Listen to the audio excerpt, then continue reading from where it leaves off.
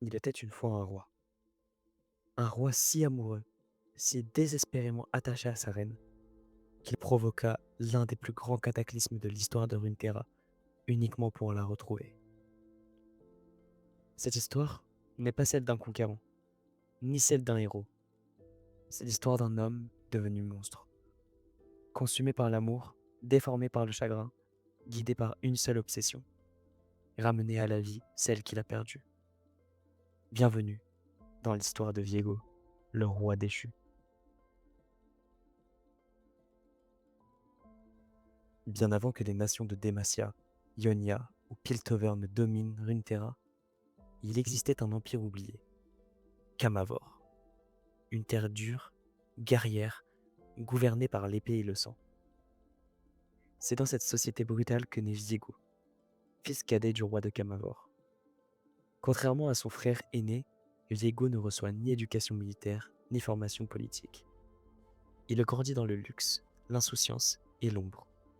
Finalement, il n'est qu'un second fils, un prince sans futur, un prince sans couronne. Jusqu'au jour où le destin le frappe. Son frère, héritier du trône, meurt soudainement assassiné. Le jeune Viego, capricieux et instable à ce moment-là, devient alors le roi. Viego, en tant que souverain, est inapte. Trop impulsif, trop émotif, trop instable. Il gouverne mal, délègue tout, et s'attire l'hostilité des nobles comme celle du peuple. Mais un jour, il croise le regard d'une femme, Isolde, une guérisseuse venue d'un pays lointain, discrète, humaine, et surtout, la seule personne à lui parler sans crainte ni flatterie. Viego en tombe alors éperdument amoureux, et contre toute attente, Isolde l'aime en retour. Leur mariage est rapide, presque secret, et pour la première fois, le roi semble changer. Il est de plus en plus doux, plus attentif, il est de plus en plus humain. Camavor connaît même un court moment de paix, mais comme souvent, la paix n'est qu'une illusion.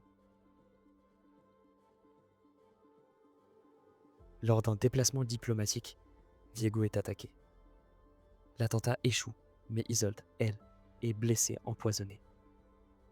Viego convoque les meilleurs alchimistes, les prêtres, les médecins, les mages. Tous échouent. Isolde s'éteint lentement.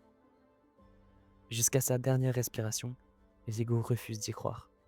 Et lorsqu'elle meurt, quelque chose en lui se brise à jamais. Il ne pleure pas, il hurle, il crie à la mort, et il jure au monde qu'elle reviendra.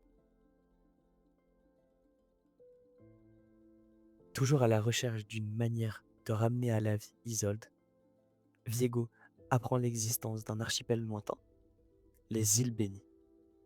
Un lieu sacré où la magie est pure, où coule une eau de vie capable, dit-on, de soigner n'importe qui. Il y transporte le corps d'Isolde contre la vie de tous. Mais les gardiens du sanctuaire refusent. Pour eux, cette magie n'est pas destinée à ressusciter les morts. Viego se met à les menacer. Il exige, il ordonne. Sa douleur est plus forte que leur sagesse. Il plonge Isolde dans la source sacrée. Et elle revient.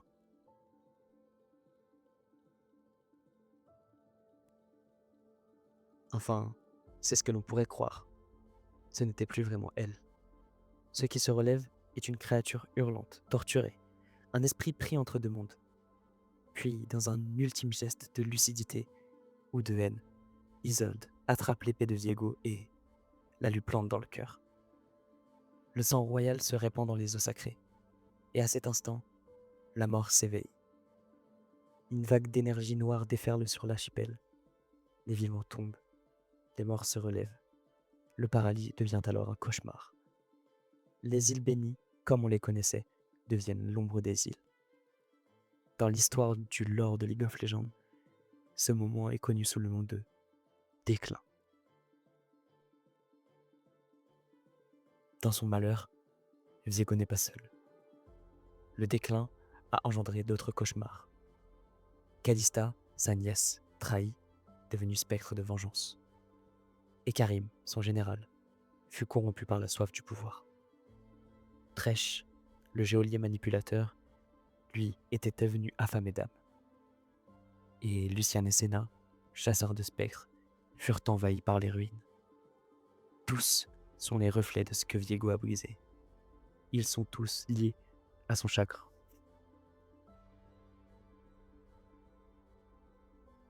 Ce jour-là, Viego mourut, mais son amour le refuse. Il revient, transformé, spectral. Sa chair n'est plus que brume noire. Sa volonté est un vide obsédant. Il devient le roi déchu, et pendant des siècles, il dort dans les ténèbres, son esprit errant dans l'ombre, rêvant encore d'Isolde. Jusqu'au jour où la magie de Runeterra se réveille à nouveau. Et Viego revient pour finir ce qu'il avait commencé.